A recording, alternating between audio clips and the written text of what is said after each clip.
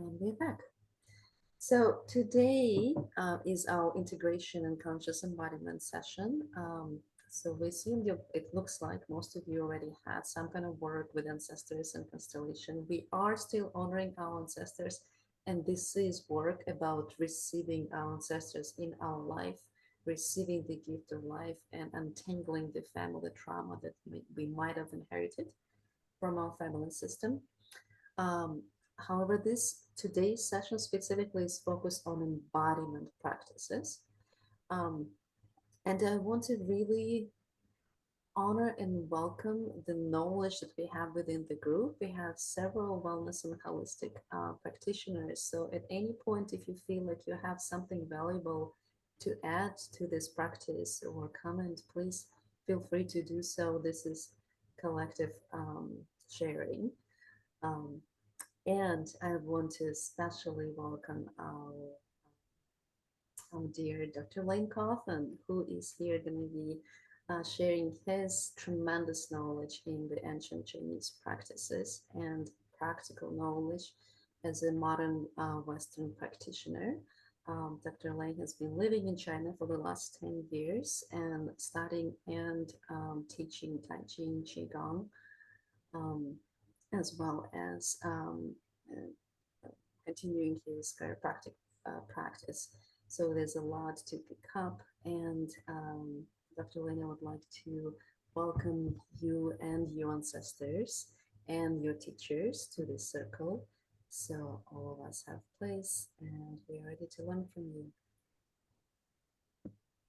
Thank you very much for your introduction, and thank you everyone for bringing what you do to this meeting. Can you give me a thumbs up if you can hear me okay? Just so I get a visual. Okay, sounds good, great. So yeah, just to kind of recap with what I said earlier, a lot of my experience with embodiment practices comes from, or a lot of my interest in embodiment practices comes from my own experience. So when I was a teenager, I had a lot of mental health issues and I had a lot of physical health issues, poor immunity and just all kinds of things that received benefit from various natural healthcare approaches. And what really helped me to turn a corner, because I was still struggling. I was taking the herbs and I was doing the energetic healing through a chiropractor and I was doing all these different things and they were beneficial and they kept me out of crisis. And what really helped me to turn the corner was to learn to use my body and develop a different relationship with my body, which surprisingly not only helped me to physically change, but greatly empowered me in my psyche, on a consciousness level, in my relationships with my experience of reality, my relationships with other people, my relationships with the different parts of myself. And it helped me to experience much more cohesion, much more coherence and peace internally. So this is part of the reason why I want to share some of these practices. This is a greatly overlooked aspect in modern society, although there is a growing interest. Again, we're coming around to the relevance of this particular aspect when it comes to our psychological health and our social health, that the physical body is another expression of who we are, just like our personality, just like how we interact in our relationships. And so addressing that is a really fundamental and really powerful way to intimately experience what it is that we're doing in life and to be able to shift that. So I'm going to be doing a few practices today to help address different aspects of how we are in our bodies and how we embody consciousness. Before I do that, I would like to hear from the group a little bit about what you observe to be challenges in the processes that people go through when it comes to their own personal development. What are the mental, emotional experiences that people become challenged with when they are a bit overloaded and their minds kind of start to spin off in possibilities or past events or future worries or whatever? What are some of the things in the clients that you work with? What are some of the things you experience personally when you don't feel safe in your body, when you don't feel grounded in your body, and you're experiencing something that is taking your attention and putting you in a tailspin.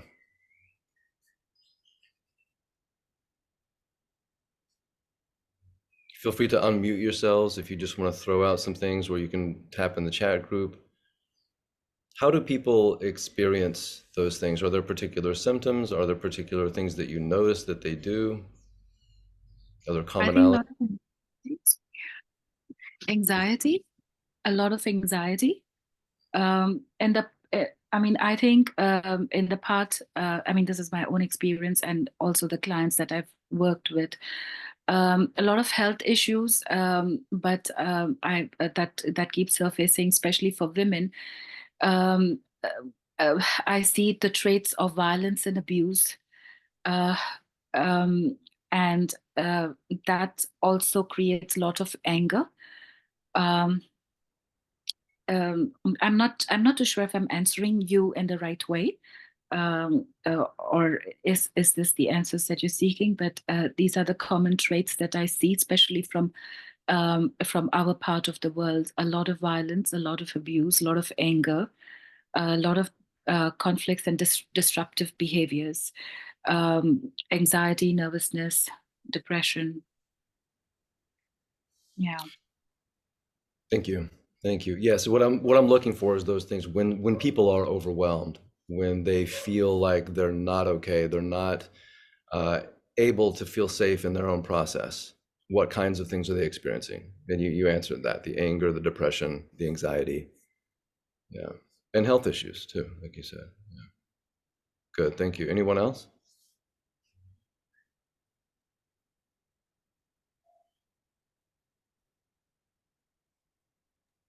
Nothing more to add? That's okay if there's not. So let's go with that. Okay, here's another comment. So standing in their own way, more like someone already knows what they're telling me, but kind of like blocking solutions that are arising. So this habit or this pattern, it sounds like, of things or help is being offered, support opportunities are there, but they're not being utilized. Is that a fair way to say that? Can This I is add one more? this is from the chat that I'm reading. Almost like things are spoken and perceived negatively. Can Yes, I add one? please. I think resistance was something that I often see as well. The resistance to even accept and resistance to even change. We always feel that, uh, and I think that is the biggest block that we all have, the resistance within us. Like we can accept everything, but we are so resisting to even um, acknowledge or change anything. Great, absolutely. And this kind of follows up on the comment I was reading from the chat. Like, the solutions are there, the potential, the opportunity, the change is there, and we're we're blocking ourselves. We're not able to connect with that, not able to make the most of that. Maybe we even perceive it as something other than what it is. Self-sabotage from the group chat again. Self-sabotage doesn't have a good connection. That's fine. Typing is great. Thank you for sharing. Blaming others for lack of change. Okay, good. Thank you for that. So if we go back and look at these things that were mentioned, all of these things can reflect a certain state of being within the nervous system. When our bodies are in a state of distress, and we'll just use the word distress as a convenient way to use one word to talk about an entire state that encompasses a lot of things, okay? So we can say we have a state of distress and we have a state of well-being. And we'll just use those terms for sake of convenience of conversation.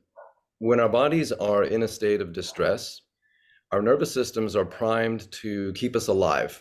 Because if there's distress, it's not because a friend is coming to visit, it's because there's a danger.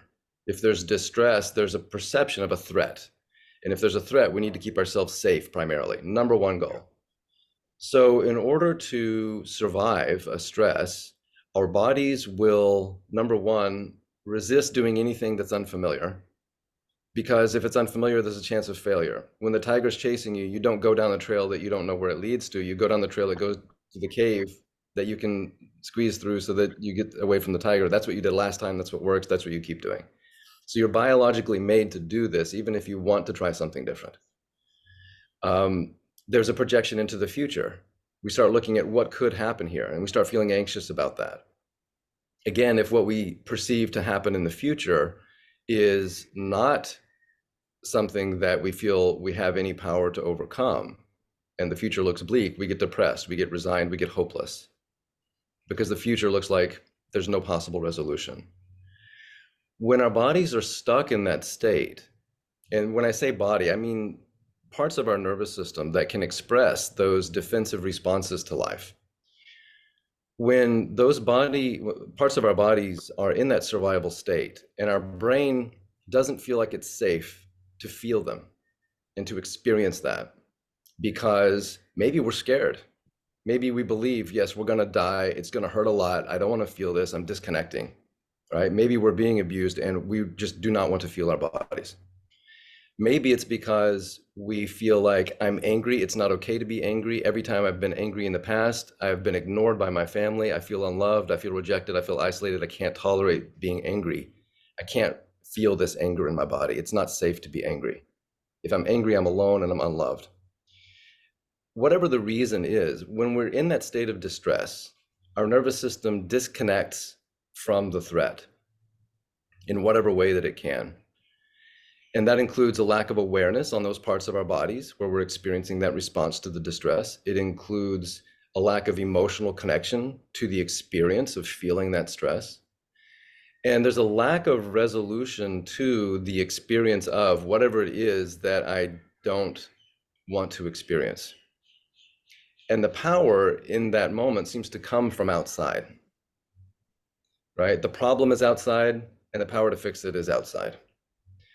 And this disconnection that happens prevents us from simply having an experience, crying, shaking, yelling, doing whatever we do, and then resolving it, expressing it, and moving on. It prevents that process from happening. And so our bodies maintain this defensive response, this distress response, while the rest of us goes and lives life, because we have to go to work in the morning. We got to feed the kids. We got to do whatever. And so the rest of this just stays being expressed in a part of our bodies that we gradually become less and less aware of. The problem, I wouldn't say the problem, one of the negative effects of this is that when our bodies are stuck in this perpetual state of this experience that hasn't been resolved, we're constantly resonating with that way of being in our bodies. That part of our body is constantly stuck in that experience without resolution of being victimized, or of being angry, or of being fear of not being loved, or fearful of whatever else in the future. And because there's no resolution, that part of our body filters all the information that we perceive in life through that lens of it's not safe, it's not okay. And it's telling our brain, hey, this is happening and it's not safe.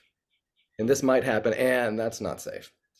And so what happens is the brain starts to not be able to perceive with a clean slate what's happening in life, what's happening in our own thoughts and our own awareness, what's happening in our bodies. Instead, it's perceiving something from the perspective of, I'm still stuck here and it's not safe. And so a real important aspect for a lot of people is in finding the part of their body where they experience that safety, and in finding the part of their body where they experience it's not safe. And in that connection with the experience of safety and the experience of whatever it was that for whatever reason we didn't feel that we could be okay with experiencing, the brain gets a contrast and it starts to reevaluate what's really true. Is it safe? Is it not safe? Because here I'm at home and I feel breath and I feel movement, I feel expansion, and then I put my attention here and I feel this, and this is something very different. And typically it's something that's outside of the present moment. It's outside of time. When we take a pain, whether it's loneliness, whether it's anger, whether it's sadness, whatever it is, when we take a pain and our nervous system says, I can't handle this because this means it's always going to be this way, or this means that I'm inherently not good enough, or this means that I'll never be loved, or I'm always whatever. We take it out of time and we expand it out into the future. There's no way for our nervous systems to process that information through infinity, right? There's no way if we make something taken out of the moment and in through time that we can resolve it. How do you resolve an infinite problem? You can't, right? If we make this problem personal about us, oh, I'm angry and it's because I'm just an angry person. I shouldn't be so angry. I should be loving. I should be nice. I should be whatever. That's what a good girl does. That's what a good boy does. You know, if we make it personally that I'm wrong because I feel this, there's no resolution. How can I be okay if I'm the problem? Right? And so our minds can take these experiences and make them into these identities or these timelines or these problems that never have any resolution. And so the idea behind this somatic work is in finding a momentary experience, a here and now experience of safety, and taking that here and now experience of safety and combining it with a here and now experience of distress. And with that awareness, the brain says, wait a minute, I'm feeling this and I'm feeling this. And if we give ourselves permission in the moment to feel whatever it was that we took personally, or whatever it was that we thought would never change, or whatever it was that was hopeless, or whatever, and we just let ourselves experience the feeling in the body right here and now, just as a feeling, just as a sensation, as an experience. That's something our nervous systems can process. If I feel this here and now, I can deal with that. That's just here and now. That's not me as an individual that's inherently flawed. That's not me in this timeline that's never going to be the way I want, right? That's just, I feel this. So a real super powerful key for me in my healing, and for in a lot of other people's healing processes as well, has been to have a physiological way to remind the body and the nervous system and the person living in it that I can feel safety, and in this moment of safety, I can feel anything else just as an experience. And I can acknowledge sometimes I feel helpless. Sometimes I feel like an angry bitch. Sometimes I feel like a real ungrateful bastard. Sometimes I feel hate. Sometimes I feel shame. Sometimes I feel alone. And none of that means that's who I am or always will be. It just means this is an experience I'm having right now. That's something our nervous systems can experience, express, and resolve. When we get that resolution, the body relaxes, the mind goes into a state of safety because we no longer have to defend against that feeling. We're doing the opposite, right? We're actually saying that feeling. We're actually acknowledging sometimes I feel this feeling. You can't defend against something and separate it while you're connecting to it. So this process of connecting to ease, and then in that experience of ease, connecting to whatever we're uncomfortable with, whatever we don't like, whatever we don't want to feel, is a means of switching the nervous system's response to that energy, to that experience and feeling. So as we do this in our bodies here in a moment, I would like for you to approach your body with an openness of experience that just says, whatever it is I think I'm supposed to feel, whatever it is I've been taught I'm supposed to feel, the key here is just feel that sense of safety and then see what else I feel. Just like watching a TV show. What's on this channel over here? Oh, this channel is an angry show. I don't have to like it, but I can just watch it for a couple of seconds, right? It's just an experience. So if we have that attitude, the shift in the nervous system allows for resolution, and it allows for a reconnection with this part of our body where we have felt the stress and where we feel that we can now perceive life and make decisions, not from a priority of survival, but from a clean slate that lets us try new things, change our patterns, observe things in a different way, and to feel like we have resources inside of us to shift how we experience things so that we're not stuck in a powerless place of reaction to whatever our environment is giving us. So I'd like to invite you to, if you can, lie down. This is best. And if you can lie on a firm surface, on a yoga mat or something, that's even better than a bed. A bed works, or a couch. But if you can just lie on your back, that's helpful because as we breathe into our bodies, we're going to be breathing in different parts of our bodies. And as we breathe, if that movement is moving toward our hands and away from our hands, and it's not moving in the back, that just makes it easier for us to feel and compare these areas. So we're going to be using our breath as a gauge to see where our body is holding on to some distress response and where our body is in the moment, in a state of safety, in a state of well-being. And then we're going to use that experience of well-being to simultaneously stay aware of what that feels like in our bodies while we feel an area of our bodies that is in distress. So the way that we recognize a part of our body that's in distress is that when we try to breathe into it, we oftentimes have a hard time feeling like we can find those muscles even that direct the breath to that spot. Or even if we do, it just doesn't move freely. There's resistance, there's tension there. We may also feel like it's hard to keep our awareness in that part of our body, that our mind tends to drift away. We also might feel like when we try to move it, everything else moves around it. And it's hard to just focus that lift and that dropping motion in that one spot. In the place of ease, it's going to be very different. In the place of well-being, we put our attention there, we may automatically feel a sense of being at home, a sense of comfort or even peace. And as we breathe into it, we're going to readily be able to expand that area. It readily rises and falls under our hands. And we can readily connect so that we're just focusing on that area and just that area moves. The rest of the body can be basically still. So we're going to look into 3 different spots in the body. And these relate to different nervous system branches that help to promote a state of well-being in the body. The first is in the upper chest, so just underneath the collarbones here. If you bring the palms of the hands to the upper chest and just focus on this area, I want you to breathe right into that spot in the upper chest. And just focus all the movement right there. Breathing in, you can breathe in the nose, out the mouth if that feels comfortable.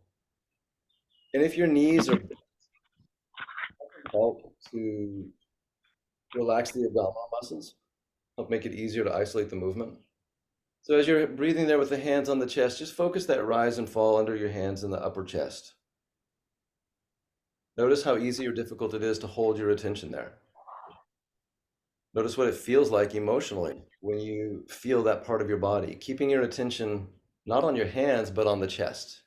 You're feeling your chest. You're not feeling your chest with your hands, you're feeling your hands with your chest. And as you breathe in there, just notice what kind of range of motion you have. How freely does it move? And then do the same thing right in this spot where the ribs come together in the bottom, at the very bottom part of the rib cage, in that soft spot underneath, right in the middle of your torso. Just focus the hands right in there. Bring your attention into that part of your upper abdomen. Breathe into your hands there. Notice how much they rise and fall.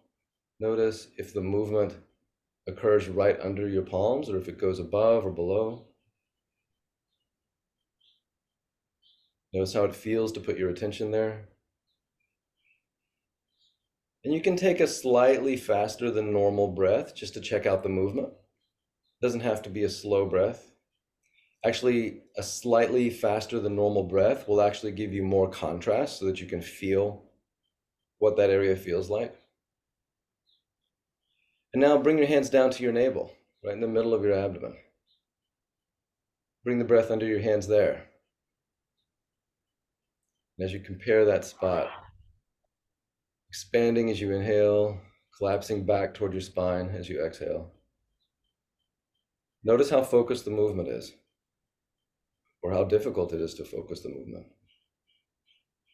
Notice how much rise and fall you have here. Now, comparing those 3 spots, move to the place where you felt was the easiest, whatever that was for you. Move your hands and your attention to the belly button or the upper abdomen or the chest, whichever place you felt the most connected to. If you're not sure, take a moment, take a couple of quick breaths in a couple spots that felt good, and just compare the 2. And as you feel your breath move in the easiest spot, I want you to pay attention to the moment within the respiratory cycle where you feel the most connected to a sense of well-being. You might just feel connection. You might feel a sense of quiet in your mind. You might feel a sense of peace or love, comfort.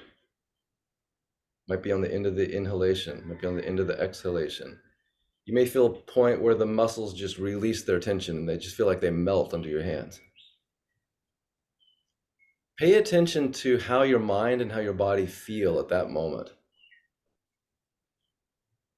Get a real clear sense of that.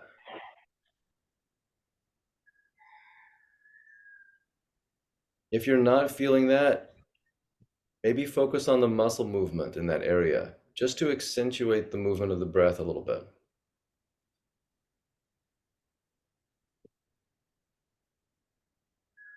And as you feel that moment, remember that moment of feeling connected, feeling at home in that part of your body.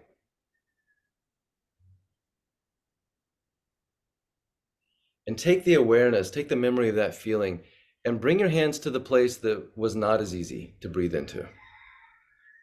And just take a breath in there and notice what you feel in the place that wasn't easy. And using whatever language you heard most when you were growing up, so as a child up to the age of 8 years old, just make a statement. Sometimes I feel, and then just say whatever you feel in that spot that wasn't easy. Sometimes I feel disconnected. Sometimes I feel alone. Sometimes I feel not enough. Sometimes I feel whatever it is. And then bring your hands back to where it felt the easiest. As you bring your attention and your hands and the breath back to where it's the easiest, 100% of your attention on the movement of the breath, feel that sense of ease again. Feel that moment when you really connect there.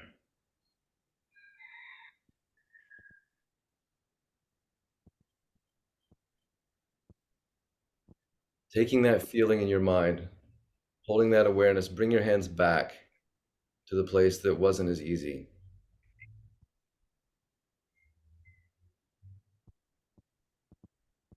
Simultaneously hold that awareness of ease and whatever else you might feel.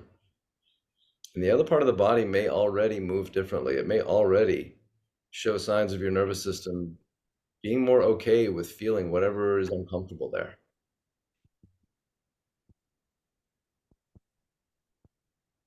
It may move more. It may feel like it's easier to hold your attention there. It doesn't have to. But the important thing is that you're able to bring that sense of ease, that sense of connection with well-being to the part of your body where you feel that distress. And as you do that, your brain can become more aware of that distress. And as it becomes more aware, that means it's less disconnected, less defending, less pushing away, more healing, more resolving, more experiencing. So bringing your hands back to the place that's the easiest, you really want to connect to that a majority of the time, bringing the whole system into resonance with that experience of safety. And as you feel that sense of safety there, just know this is always available to you. And you can feel this while you feel something else.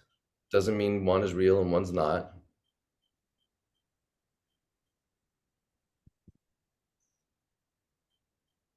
This is always here for you as long as you have your body, your attention, and your breath. Take the awareness of that feeling once more to the place that wasn't as easy before. Just share that feeling with this area. And again, make a statement as you bring your hands to that spot that's not easy. Just make a statement of whatever you feel there at this point in time. And see if you can breathe into that feeling and let yourself be present with that feeling, knowing that it's not wrong. It's not going to kill you. It's not a threat. It's okay to feel it while you feel the other stuff.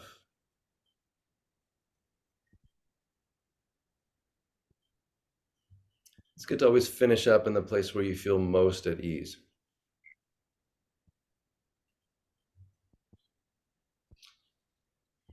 So this process of anchoring into safety with your hands, your attention, your breath, like I said, is one that's always available to you. It relies on your own body, your own awareness. And how you master your own attention, how you master where you put your attention, and how you approach yourself is really key to this and other practices. It's not like there's a magic formula for hold your hands just this way, touch this spot, breathe 3 times, and this wonderful transformation will happen. Of course, it's how you approach what it is that you're doing, how you approach your pain, how you approach your habit. Are you fighting it? Are you an enemy to it? Are you just wanting to connect in a state of safety, make peace, be a friend, listen?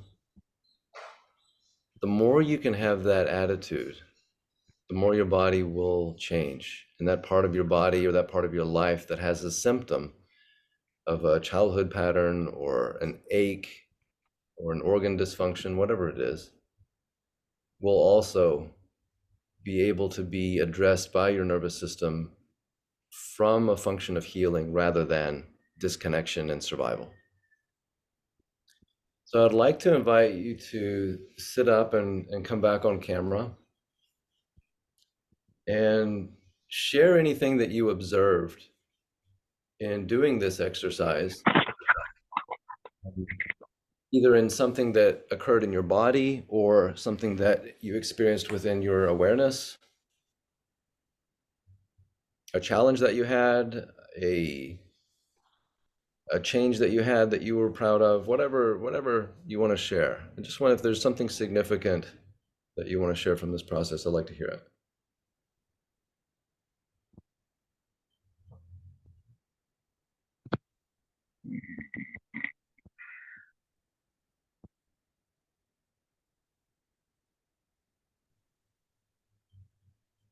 I'd like to share, if that's okay. Can you hear me okay? Yeah. Yeah, I was really interested in the feeling I'm experiencing the coughing right now. I'm actually dealing with the sickness, and um, I felt that the space, the upper chest, was very tense. So it's bringing the energy from the navel area into the upper chest. And the memory that popped into my head is my 8 or 10-year-old self feeling too angry, too irritated, too loud, too much. And I used my native language to speak to that child self, and not actually to speak, to just listen and just to speak that those words of I'm feeling that. Sometimes I'm feeling that. Sometimes I'm feeling like I'm too much. Sometimes I'm feeling I'm too loud. Sometimes I feel like I'm too angry. And that was just listening was the process of expansion. So that really. What was that like, hearing those statements in your own language as you were feeling that energy in your body? What is it like? What did it feel like? Yeah, what did that feel like when you were feeling that energy and hearing yourself make those statements in Russian? Yeah, it felt on the edge of crying. It felt very close to what I would describe as grief and sad, powerlessness, and grief and sadness. Awesome. So I just want to highlight that emotional processing occurs when our brains experience safety. Right? When you're running from the tiger and you know, are afraid, you don't cry then. You don't process emotion then. It's afterwards. After you get to the cave, you're safe. Then you cry that the tiger ate your friend, right? Not when you're running from the tiger. So the fact that you feel an increased emotional connection with the tension or the physical symptom in your body is huge. That's a great indication that your nervous system is processing that information from a totally different perspective. You're not fighting that energy at that moment. You're actually feeling it and healing it. So whether you actually cry or not, the fact that there's a conscious awareness of like, oh, it's not just a cough, it's grief. It's not just grief, it's grief about being told I'm too much. Of just not being okay with being who I am. That's huge. That's like multiple levels of increased awareness in the brain about what it is that's actually going on in the body. So this is a very simple process, but the implications of these changes are actually really immense. So I just want to congratulate you. That's a very deep shift in your nervous system and how you're experiencing and responding to that information. Well, really well done. Thank you for sharing. Interesting. So Lauren, so you experienced that shift from one area into another where the places that were in distress shifted into safety, and that felt surprising. Fantastic. Yeah, that's great. So I'm reading this from chat. I'm not just psychically connecting to Lawrence. I'm actually reading what he wrote in the chat box. Um, Another person wrote it. So this is Abby's sister. Um, It really was surprising to feel an emotional response arise going back to the place that was most difficult to physically feel. With the statement after the place of safety, and then to feel the sensation and ease of safety. Isn't it ironic? Again, the emotional response just lets us know your nervous system is connected to and relating with this area of distress in a totally different way, right? You're not fighting it, you're actually listening to it. You're making peace with it, right?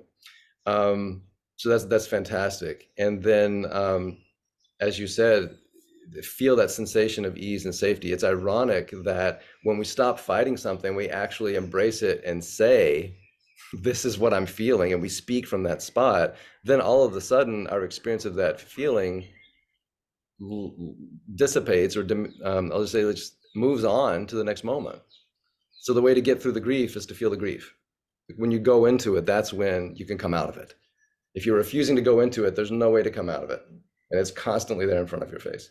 So awesome job. That's a great way to connect with that energy that's not easy to connect with. I mean, I commend you all for the presence it takes and the courage it takes to be willing to go there and to feel that part and to say, yeah, I feel like shit here. That's not easy, right?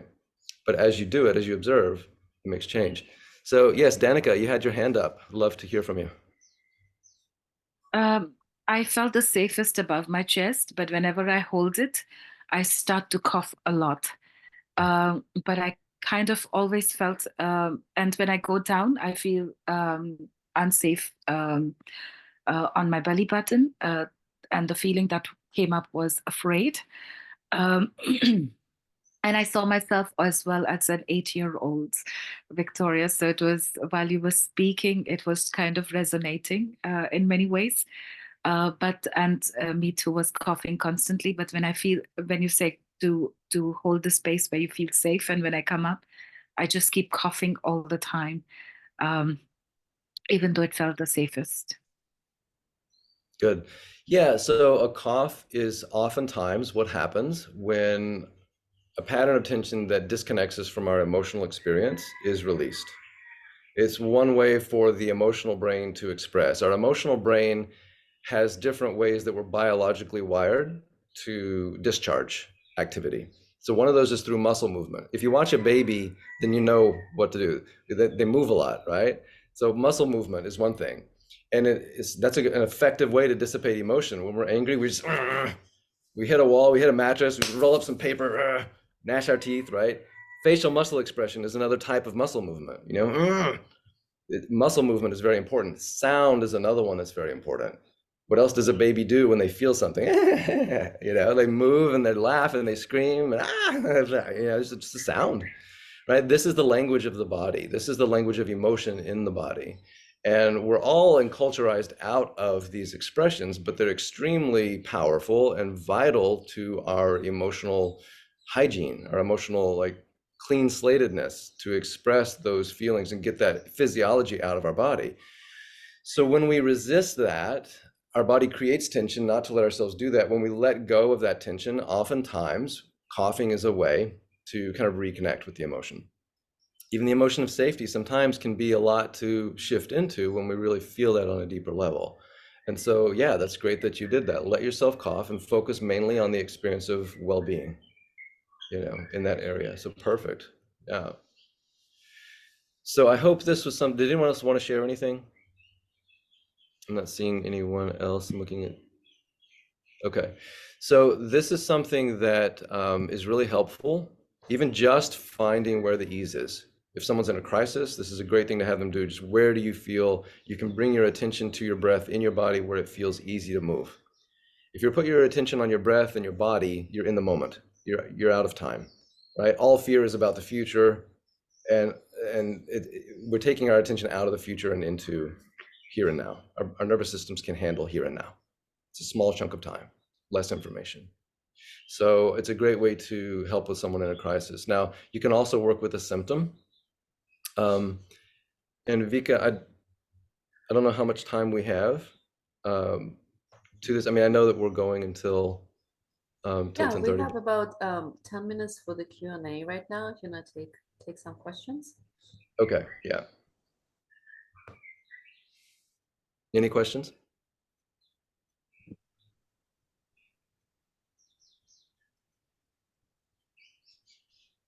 I had a question actually, if you need to give people time to think. The question I had is about the person being currently in crisis or in panic attack, like you meant, right? Like we can't always slow ourselves or another person down to the level like, okay, I feel the safety. What are those tools that can help us in that moment of like, I am angry, I am about to burst, or right? Like how do I redirect that energy? Great question. Yeah. So feeling groundedness is a really important. It's a great way to start. And I would like to introduce a quick exercise, just verbally. We don't have to practice this, but since you asked the question, I'll go ahead and demonstrate. Having the person focus on their feet and feel their connection with the ground. So having them stand, for one thing, um, or just to feel their body. The key is to get them out of the moment, into the moment, out of the mind, because the mind is full of infinite possibilities of all these scenarios that we can react to, right? And oftentimes, if someone is in a panic attack, that's what's happening. They're in the future reacting to this, and then if this doesn't happen, this might, and they're reacting to that too. And then this is happening, and they're reacting to that, and that used to happen in the past, and they're reacting to all of those times. And it's way too much, it overloads the system. So bringing their attention into the present moment where their body is key. If you can feel your body, you can feel the present moment, because it's the only time that the body exists is right here and now, right? And so the key is bringing the awareness into the body. One thing that's helpful, if you can feel this lower abdomen area and feel down into the feet, feeling the connection between the lower abdomen and drawing a line straight down into the ground. Feeling that connection of that space from that part of the body in the lower abdomen all the way down into the ground, and really sink, really reach down beyond the floor with your attention, like you're trying to feel something down there through your tailbone. We're used to feeling with our fingers, right? So if you were looking for your keys in the dark, you would extend your awareness through your fingers.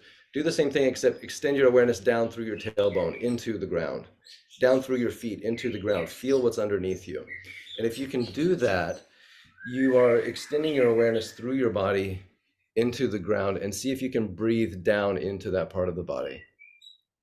Something else that can be helpful is taking the tip of the tongue, putting it on the roof of the mouth, and breathing down into the pelvic floor. So if you take the tip of the tongue, you put it back on the top of the roof of the mouth. So back through the area where the soft palate joins the hard palate. If you feel with your tongue the top of the mouth, as you start to come back, you start to feel a place where it feels softer. Right there's the golden spot. If you can put your tongue right there, draw that attention down as you breathe down into the pelvis. It can be helpful to feel the pelvis expand. Now, the trick here is that if someone is in crisis and that's not a safe place for them to put their attention, you don't want to have them put their attention there, right? So just bring it through the body into the ground. The ground is safe, right? The ground is not threatening. We need the ground for support. So if someone is in a crisis, simply having them stand and breathe through their feet. If they can't stand, breathe through whatever part of them is touching the ground, and extend their awareness through that part of the body into the ground. So if they're lying on their back, reach through your spine, push your spine into the ground. Reach beyond the floor, push your spine into the ground, breathe down into the ground, and feel that. They're going to feel their body. They're going to feel the pressure of the ground on their floor, right? The ground is this moment, right here and now. That's what makes everything they're experiencing more manageable, because it's just here and now. The more you can bring your attention to the body, the more they will calm down. If you can find an area of ease, as soon as they do start to calm down, find an area of ease in their body and just ask them, where do you try to breathe here, try to breathe here. And oftentimes, even if someone's pretty hysterical, if you take their hands, just tell them, bring your breath right here, focus right here, just take a breath, and then just move them for them. Take a breath here. You'll see where they can do it, where they can't. It'll be very obvious. Take a breath here. If they respond and they can breathe there, they can move there, great. If not, they're going to get more hysterical, right? Or they're just going to, it's going to have no effect. It's 10, or they may say, I can't, whatever, fine. That's not it. You go to the next one. So it's just 3 spots. It's pretty quick to find one that works. But in my experience, even with someone, I was doing a workshop and someone started remembering something, and she remembered being abused and she was being attacked, and she just went back into that time, took a few running steps and rolled on the ground and was crying, and I took her hands and she said, breathe here, and then she did, and she calmed down very quickly. So there's not a lot of dialogue that's needed. As long as you're there and you're grounded, you feel the ground and you know what to do, you take their hands and you say, breathe here, breathe it. They're going to trust your groundedness. And as soon as they feel their bodies, they calm down a lot. This is a great thing to use for addiction. Thank you for asking that, Lawrence. Yeah, with addictions, we're doing whatever we do so that we can feel something, and typically it is to feel safer. Sometimes we juice ourselves up to feel more energized, to feel more powerful, right? Okay, now I've got this, right? That's how we get our sense of safety, to feel more powerful. You can find the experience of ease. You can also find where your body feels more powerful. You can try these different areas. And there, we can get into this more, but you can even have them remember a time when they felt powerful. What's the time that you knew you could do anything? You won the competition, everyone saw your skill, like you felt powerful, you lifted the weight, like you knew you had this. Remember that time. Where do you feel that in your body? What part of your body kind of gets activated? Put your hands there, breathe there. How do you feel about that? So that's another way to help people connect to that experience of emotion that they have in that moment. But whether it's a sense of power or a sense of safety, of peace, you can help them find that through working with these areas. And if someone is struggling with addiction, it's important for them to be able to connect to whatever it is that they're trying to connect through the cigarettes, the drinking, the whatever, in some other way that's healthier, that's more resourced. Yeah, great question. Did that answer your question, Vika, about working with someone in crisis? Kind of went off on that a little long. Definitely. No, it's great. What I took from your answer is that it is helpful to connect to the body, to the ground, and those 3 styles that we practice today would also be very helpful to bring person's awareness to while finding the safest. Right, absolutely. These 3 areas relate to 3 divisions of your vagus nerve. And your vagus nerve is your brain's primary output to your heart and lungs and your digestive organs, and your primary way of regulating those when the experience of safety is predominant in the system. So when we feel safe, our vagus nerve slows down our heart rate, it slows down our breathing rate, and it promotes digestion, promotes blood flow to the organs of digestion, promotes movement in the blood flows of digestion, in the organs of digestion. And it helps things just to overall function from a perspective of healing rather than defense. So this is why we start with these 3 areas. Those are powerful, more bang for your buck, kind of shifting areas in the body for changing brain function and how people experience their lives. Yeah. Thank you. Thank you. Thank you. And yeah, if you are done with your presentation, we don't have any more questions. I'm just going to give 1 more second to see if anything pops up that we didn't answer yet.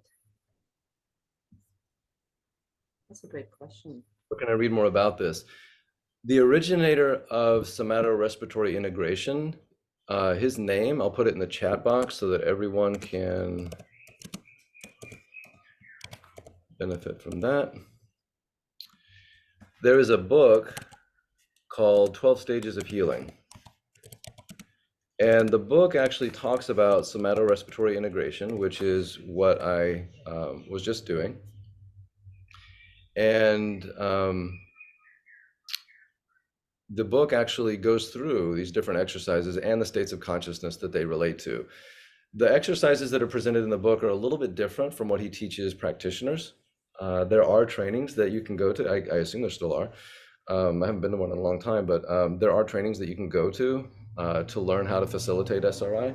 and to learn how to practice on your own. But yeah, it's a great practice. And SRI stands for somato, put that in the chat as well, respiratory integration.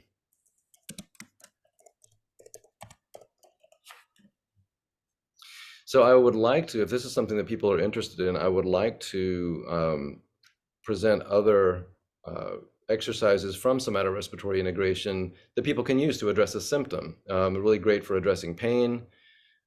This is one that I had planned on getting to. I wound up talking a little bit too much. Apologize about that. The one I plan to get to today, that's specifically for addressing a symptom. I feel like the topics I was talking about are helpful for establishing a context. And that's why I chose to just make that really clear, to take my time with that, because people tend to look at this as, oh, it's the technique to get rid of pain, right? What's the technique? And that's what's important, is the technique. Like, where do you put your hands? When do you make the sound? How long do you do it? How many, and it's not about that. I wanted to be very clear in the beginning. It's really about your approach to yourself. Are you open to yourself? Are you willing to feel something that you're not normally willing to feel? Are you willing to come to yourself with compassion and openness? Are you willing to let go of that resistance to push something away that you don't want to experience? That's the key. If that is present and the technique is not right, you'll still get great results. And even Qigong masters will tell you the hand movements, the exact position of the body, where you're focusing your attention at what time is not as important as your mindset. So this is something that, as we do these, Qigong trainings and things like that, I'll just briefly revisit and reemphasize that that's the main thing, is your state of consciousness as you're doing what you're doing. And that's the case with everything, right? Doing a mechanical massage is not the same as doing a massage from a position of an attitude of love and service, right? So the same is true for all of this. But yeah, if there's interest, we can talk more about somato-respiratory integration as it relates to Qigong, because there are a lot of similarities between, this is a modern approach, but there are a lot of similarities between this and Qigong practices, and the principles are the same. Being in the body, being in the present moment in the body and breath, and having an internal sense of openness and willingness to feel, to be present with what you're experiencing on an emotional level. Those are the two main things. So if that's present, then good things will happen. Thank you, Lynn. And I would ask, if possible, for you to record the exercise that you mentioned and post it in the group, so we Sure. have some reference to that. And with the Sure. background of what you shared with us, I think it will be very beneficial to have that practice as well. I have one more question from Danica, if you want to answer that. Yeah, absolutely. Yoga helps if it's done from the perspective that I said. A lot of yoga's become super popularized over the past decades, and the focus has become more on the pants and the style and the whatever else, the postures, than the whole practice of connecting to yourself. The idea of the posture is to feel your body in a way that you don't commonly feel it. It's exactly what we were talking about before.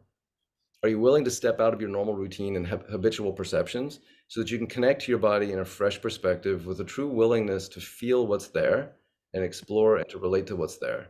So when you're in that posture, you're doing that stretch and you have that mindset of, I'm not fighting my tension. I'm not trying to make it relaxed. I'm not trying to force change. I'm simply wanting to feel, what is it in this hip? What is it in this shoulder? What is it in this part of my spine that's going on? And how can I be one with it? How can I drop the barriers of resistance, connect to it, feel it, be present with it, breathe with it, and be in harmony so that I can get whatever I need to get. So absolutely, yoga done in that way helps. Basketball done in that way also helps. Like, it really doesn't matter what you're doing as long as that attitude is present. Although some practices are specifically designed to promote healing, like Qigong, and yoga and things like that. So I would recommend those practices that are specifically for self-development. But if you're washing dishes and you have that mindset of like, why does my right arm move more freely than my left? Why am I holding tension here in the back of my shoulder? What is that about? What is the sound that wants to make to express that tension? Washing dishes can be therapeutic. You're connecting to your body with an openness to what you're feeling on a consciousness level, giving expression to it, and relating with it in a different way. It can be therapeutic. Yes, 11 and up. Some of the exercises in the book are not really for children. Oh, sorry, I'm reading the Zoom, the chat box. Can it be used with children ages 11 and up? And it can be. Some of the exercises later on in the book relate to kind of dismantling, disintegrating the sense of ego and moving beyond the sense of self, which for a child isn't really appropriate since they're developing that sense of ego, that sense of self. But this particular process that we just did absolutely is great with children. And typically they're really, it clicks with them really easily. So yes, absolutely can be used with children 11 and up. Yeah, good question.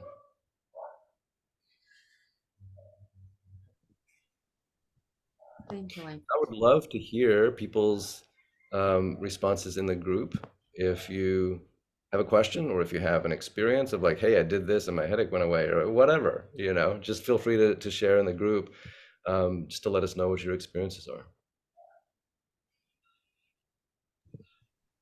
Beautiful. Yes. I do want to continue these conversations and make sure that we understand this is part of the journey. This is part of the conversations that we are hosting on the healing journey. As you said, any experience can be healing, including the washing the dishes, including not limited to these sessions that we call healing sessions, right? Driving and sweeping and doing our daily routine and being with kids and being irritated with kids can be healing as well. I welcome you to the Facebook group to continue this conversation. Our next actual family constellation session will be practice specifically constellation will be on April 3rd, and we will be doing series of workshops. Workshops with Dr. Lane will be on a regular basis as well. So those will be every other week, every second week. And when we have a few minutes, I would like to experiment and ask you as a group your opinion. There are a couple of things. We are developing the most beneficial approach to share the information and knowledge that we have and that the collective has with each other. We're currently doing through the Facebook group. I know that not all of you may have that or may be willing to spend time on Facebook. So we will eventually move out of that platform. It's just that Facebook has the convenient and the robust features that allow us to keep the container going. And we specifically use the format of the Facebook group. We also communicate via email. All of you should have access to that right now. And I welcome you to ask your questions in between the sessions inside the group so we can answer them publicly, and the information that Len and I share may be received by all the participants at the same time. The experiment I would like to offer you after this is a social constellation. And I'm just going to unpin you, Len, so we can see everybody. During the next constellation, we'll be doing the traditional family constellation for a person's family system.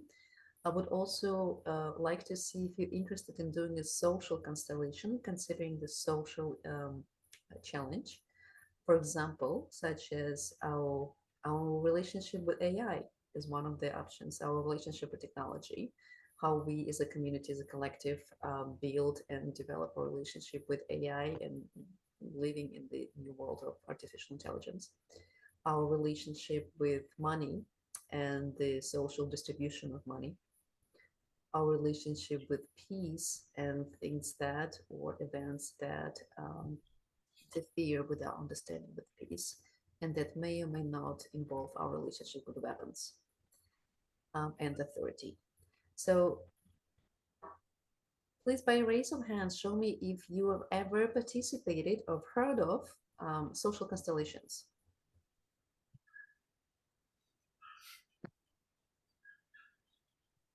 All right, so it seems like a new topic. Would you be interested in participating in the social constellation? You can raise your computer or real hand. Sounds good. Perfect. Okay, awesome. So during the next family constellation event, again, it's April 3rd. And I want to say it's Wednesday as well. We will eventually move it to the weekends when you probably have more time. It just give me this, like, is it weekend better or is Wednesday better? Say weekend, say as you have weekend. Okay. For anybody, the weekdays are better, like Wednesday or Thursday is better. Perfect. Okay, thank you very much for that feedback. So we'll eventually move it to probably Saturdays or Sundays work. So we're going to be doing the personal cosmetic and we're going to be doing the social constellation. And this is going to be 1.5 hours. So it's the same 90 minutes. It's not a long or full workshop. And then on April 27th, you'll see all the notices and all the reminders from me. On April 27th, we'll do the full 3-hour workshop where Dr. Lane will present again the new or repeating practices of safety and embodiment. And we will also do the constellation practice and stepping into the field. All right, thank you very much for participating. We have a few more minutes left. If you need to go, please feel free to do so. Thank you for stepping in. If you still have any questions, you have Dr. Lane and me for a few more minutes. And if you just want to say a few words, please feel free to unmute yourself and share. I'm going to stop the recording right here. Thank you, Facebook. We'll see you next time.